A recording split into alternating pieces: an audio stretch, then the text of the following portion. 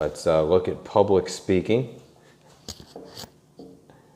as another viable opportunity. Our goal being a couple of things.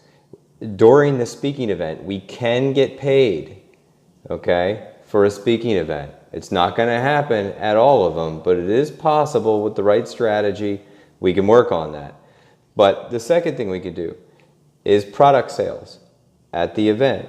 In this case, it would be the books, and ideally the books would point to the core offer. That's not always the case, but it is a good branding tool.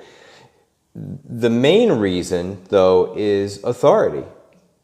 That's really important because when you're on the stage, you are the expert. Well, stage or not, it could be a room full of 10 people. It doesn't really matter. Or it could be a room of 100. Stage, no stage. When you're standing up front and you're talking to a group of people and you're the one who wrote the books, you are the expert. People are going to listen to you. They're going to do what you tell them to do. What are you going to tell them to do? Well, a couple of things. You're going to ask them to opt in at some point during the presentation, and then you're also going to make them an offer, your core offer, but a special core offer that includes bonuses that they can't get anywhere else. It's basically the webinar in stage format. So it has to be catered to that particular audience because there's certain things in a webinar that a live audience doesn't want to hear and vice versa. So you need to know who you're talking to, cater that message, but don't forget the offer. And this is the most underused concept right here that anybody who publicly speaks does not take advantage of. What you want to do you don't want to say thank you for coming out. It's been great to, speak to you. That's not how you want to end. You want to close by asking them to take out their cell phones because they all have it. And then you're going to direct them to a website. And then you're going to make them an amazing offer. And then they're going to buy it. Or at least that's what you hope, that some percentage of people are going to buy it. And then you go back to it and remind them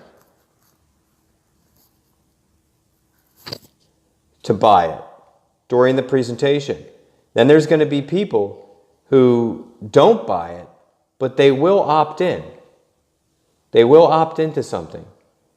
So from here, you can offer them an opportunity to get a discount on the book that you don't have with you. You can opt in to give you a free 20-minute strategy call with you. So basically, we would ask them to go to the following website again, a different web page. Does that have to be a different site? We say go to that page and go ahead and schedule it right now. They can go straight to your calendar and schedule that time right then and there. So if you're not utilizing this, you're not getting the maximum benefit of this because you can close sales while you're talking to people because you have this. Don't try to make a sale a week from now when you have a captive audience in front of you today.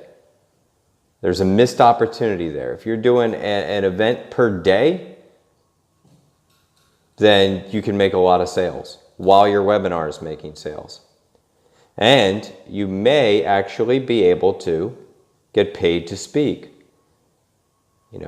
So, and you may accumulate products and be selling more at the door. And this is something that can grow. The more you do it, the more valuable you become in the public speaking space.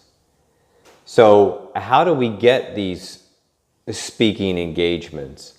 So let's come over here. Now these are definitely, when it comes to international clients, this is a concept that we usually veer away from because it's very local centric. It's very local specific and you have to understand the local market to know these things.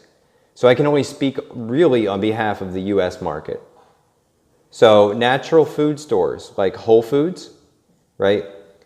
They book local experts to come in and teach classes to people who will register beforehand to hear people talk about, the paleo diet or, various topics relating to food. Not always food. I've seen yoga instructors and things get booked here. So there may be those types of commercial store-based opportunities. One of the ways that I found to be extremely effective in the US is meetup.com. You wouldn't expect, I don't know how popular Meetup is in Australia. I don't know if it's as big as in the US. I think it is. Somebody told me that it is. I don't know if that's true of everywhere, but I would certainly think on the East Coast it would be. So meetup.com, you join relevant groups, you go check out one of their meetings, and then you connect with the admin of the group and then ask them if you could speak. Tell them what you would talk about. Figure out what they want. Sometimes they openly ask. I used to be involved in a lot of meetup groups, and they would ask, does anybody have a particular topic? You present your topic, and they go, oh yeah, it sounds like a great idea. And then they'll book you right then and there. You don't get paid for these, but it's great practice. And you can also sell books, you could sell offers. Just make sure that you're very clear up front with the administrator of the group that would be your intention. Ask them, would it be okay if I actually sold my coaching service? And I would say 9 out of 10 times, most of them would say sure, because they want somebody to speak, if it's that type of group. Some groups are just private roundtable discussions.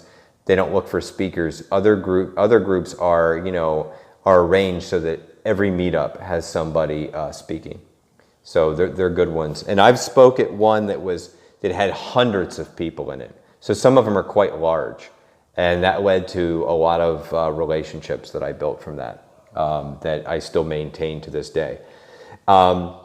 Third is going to be cold email, because you can reach out to event organizers and just introduce yourself and ask them if you could speak at their event. This requires a little bit of research sometimes, because you don't know who you're emailing. You need to collect those emails. The more people you contact, the better your chances of getting a response and then eventually getting it booked.